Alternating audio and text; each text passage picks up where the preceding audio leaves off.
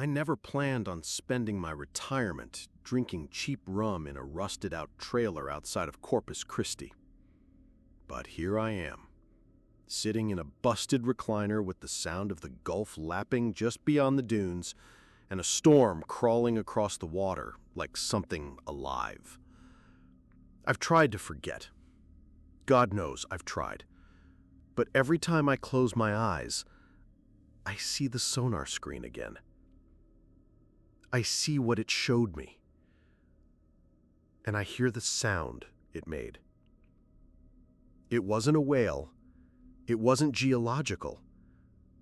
It was alive. It was intelligent. And it was angry. I was a sonar tech for 14 years. Spent most of my career stationed on fast attack subs running patrols across the Pacific. I wasn't a war hero, and I didn't wear the uniform for the medals.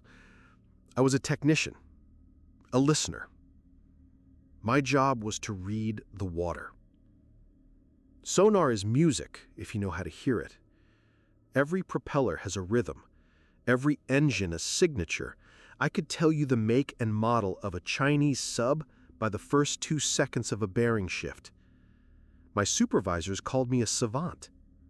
Others called me tuner, said I could tune the ocean like a goddamn violin. But the ocean doesn't like to be understood, especially not what's below it. It was my last deployment, a joint exercise between the US Navy and DARPA, running sonar sweeps near the Kermadec Trench. You probably haven't heard of it. Most people haven't.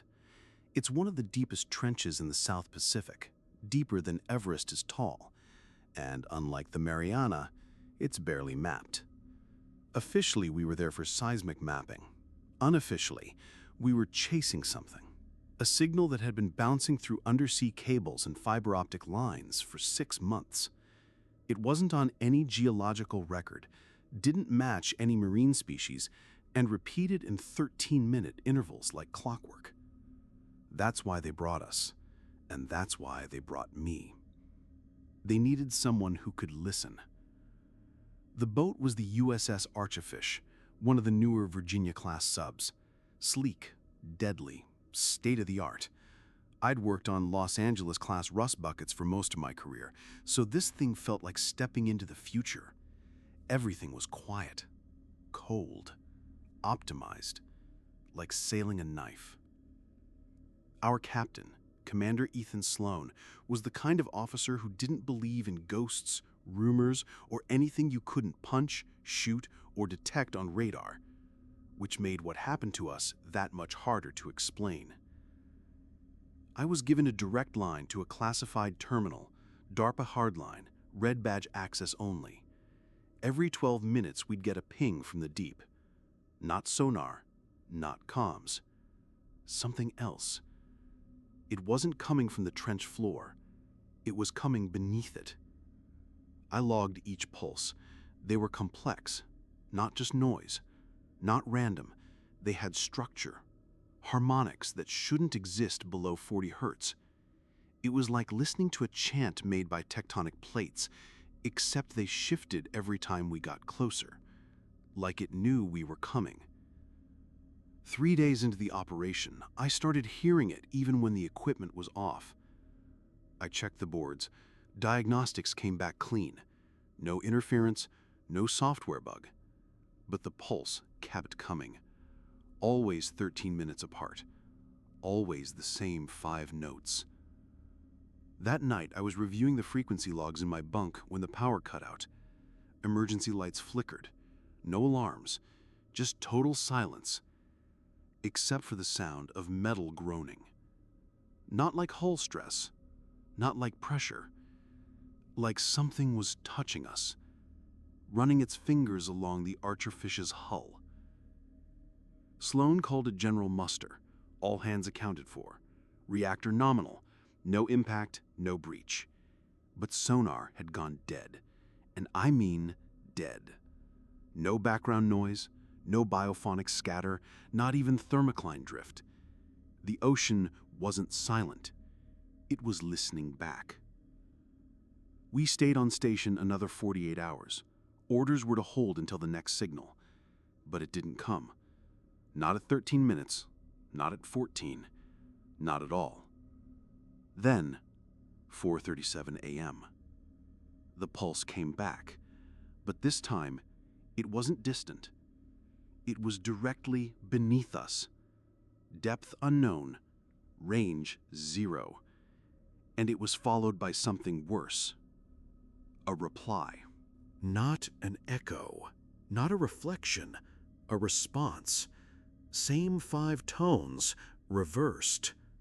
Played back like a mockingbird, but the cadence was wrong. Slower, heavier, too heavy. The sound was distorted, not by interference, but by size. Whatever sent it had mass, scale, like it was pushing water in ways that no sub, whale, or geological event could explain.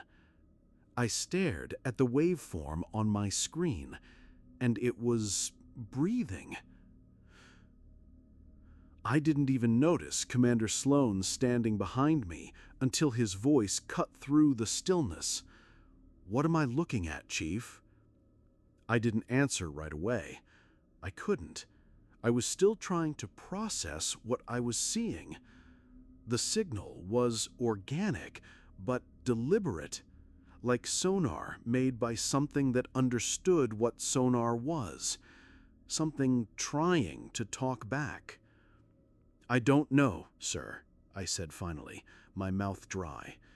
"It's not noise." He said, "Run it through the classifier." I already had. The system spat out a blank. No match, not biological, not mechanical, not geological. Unknown contact. He didn't like that. No commander does. By 500, the entire boat was on alert. No change in depth, no movement on scopes, just that same slow, pulsing sound, getting stronger with each cycle. Our passive sonar arrays were starting to vibrate, not audibly, physically. I could feel the hum in my fillings. I pulled the main gain down to avoid damaging the equipment, and that's when the low-frequency interference started. It sounded like growling, not through the water, not through the hull, from inside the equipment itself, as if something was infecting the systems themselves. Our electronics officer chalked it up to feedback from the trench's magnetic field. Sloan didn't buy that. Neither did I. The archerfish was shielded against interference. This wasn't magnetism. This was contamination. The deeper signal had spread into our hardware. At 0600, I got the first visual anomaly. I was monitoring the hydrophone spectrum when I saw a flicker, a single pixel flash in the corner of the screen, like a glitch. I rewound. Nothing. Live feed again. There it was, just for a split second. A shape. Elongated. Asymmetrical. Then gone. I checked with the video array team. They said there was no optical feed on that channel. But I wasn't using a video channel. I was watching the audio input. Something had inserted itself into the signal. A shadow, a reflection, or a message. And that's when the lights flickered again. Whole compartments lost power, then came back online. Emergency systems tripped and reset without cause. Even the reactor monitoring software threw a fatal error, a glitch that should have been impossible unless the core had shut down. But it hadn't. The core was fine. The software wasn't. Something was inside our systems. At 0613, The pulse stopped. Dead silent. No contact. No noise. No water movement. No bioacoustic chatter. Just an ocean that had gone empty. And then, all at once, everything came back. Not gradually. All at once. Every sensor lit up, every array pinged, every screen filled with data, all of it wrong. Depth readings showed negative numbers, thermal layers inverted, bearing indicators rotated without movement. One screen showed the sub upside down, another said we were 97,000 feet deep. The ocean doesn't even go that deep. I tried shutting down the sonar arrays, but the controls were unresponsive. It didn't matter anymore, because we weren't detecting the signal. The signal was detecting us. I heard the crew over the comms net, shouting in compartments. Someone in engineering said the bulkhead was vibrating. Another sailor screamed something about the walls breathing. I didn't know what they meant until the overhead lights started to pulse. Same rhythm. 12 seconds on, 12 seconds off.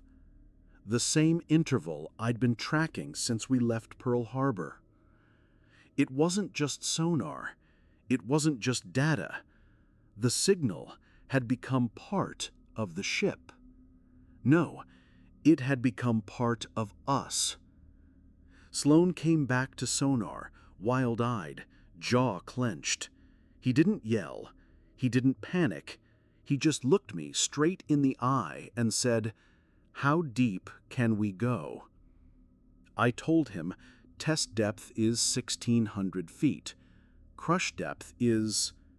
He didn't ask about crush depth. He asked how deep we can go before we die. He stared at me like he already knew the answer. Like he already knew we were going. At 0700, he gave the order to descend. I didn't protest. None of us did. We knew the truth. This wasn't a drill. This wasn't recon. This wasn't even a mission. It was a summons, and we were already too far gone to disobey. The archerfish angled downward, and we followed the signal into the dark. The thing about diving past safe depth is that the hull doesn't scream or groan like in the movies. It whispers. Little creaks, tiny pings, a symphony of slow, metallic protest. Every sub has a depth gauge we're trained not to stare at. There's the number you report, and then there's the number that tells you how far you've pushed past God's patience. We passed that number at 1,900 feet. No one said a word. The archerfish moved like it was being pulled, not forced, not pushed, guided. Trim controls responded, but sluggishly. I'd swear the ballast system had been overridden, but no one could trace how. Engineering said everything looked normal. Normal. Except for the fact that the ocean outside was darker than black. Even our forward-looking sonar stopped returning clear pings. It just dissolved into static, like the water had stopped reflecting sound. We weren't in the ocean anymore.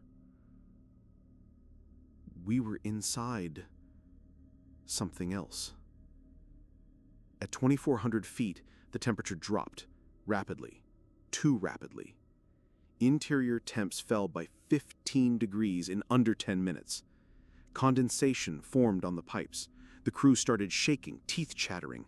I saw frost forming around the sonar station bulkhead, in the middle of the goddamn South Pacific. I glanced at the environmental readouts. The systems still claimed we were at 80 degrees Fahrenheit. We weren't. The systems were lying. Or Something was making them lie. I pinged the external thermocline sensors. That's when I saw the next anomaly. We weren't alone. There were shapes out there. Big ones. Not contacts. They didn't reflect properly. They moved wrong.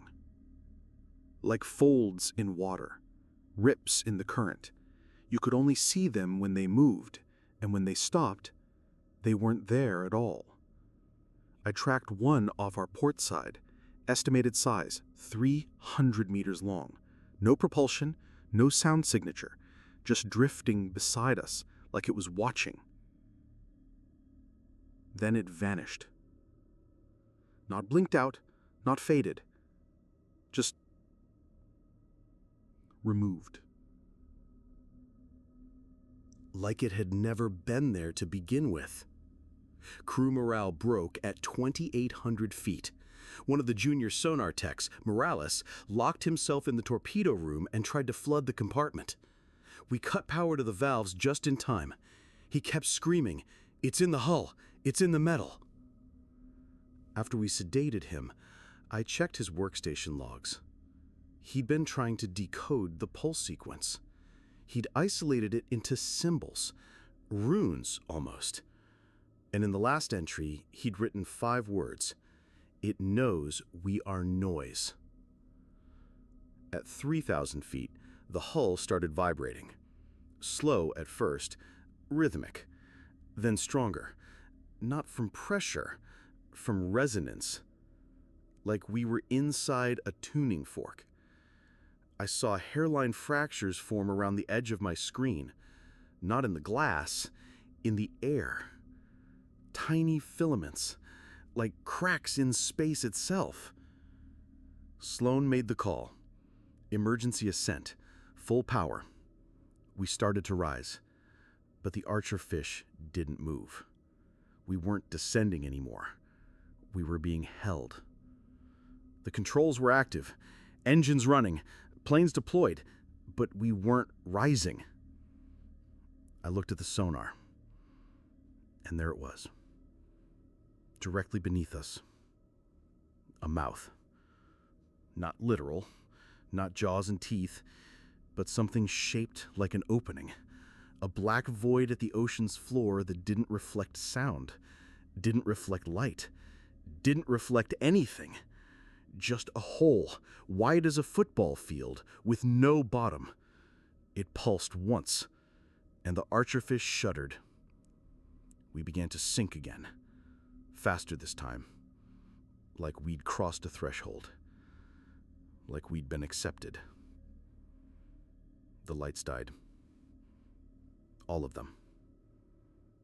Every screen went black. Every system flatlined. And for a moment, a single deafening moment, I heard it.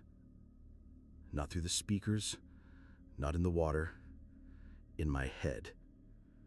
A voice. Massive, ageless, terrifying. Not words, not language, just a concept.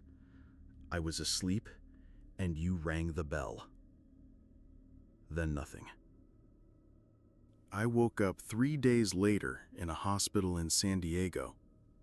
They told me we were found adrift 200 nautical miles east of Fiji. No signs of damage, no logs, no signal data.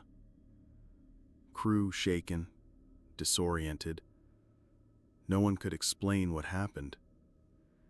The official report said electromagnetic anomaly, that we were affected by a rare geomagnetic pulse from the trench. I tried to argue, to show them the records I'd saved, the logs, the signal traces, the thermal depths. But they were gone. Wiped. Every copy. Even my private backups had been scrubbed. The equipment in my personal locker had been confiscated for analysis. When I pushed, I was discharged on psych eval. Sonar fatigue. That's what they called it. Sonar fatigue. But I remember. And sometimes, when the gulf is still and the sky is dark, I swear I can feel it again. The pulse. 13 minutes apart. Always the same 5 notes. And I wonder how deep it really goes, and whether one day it will finish climbing up.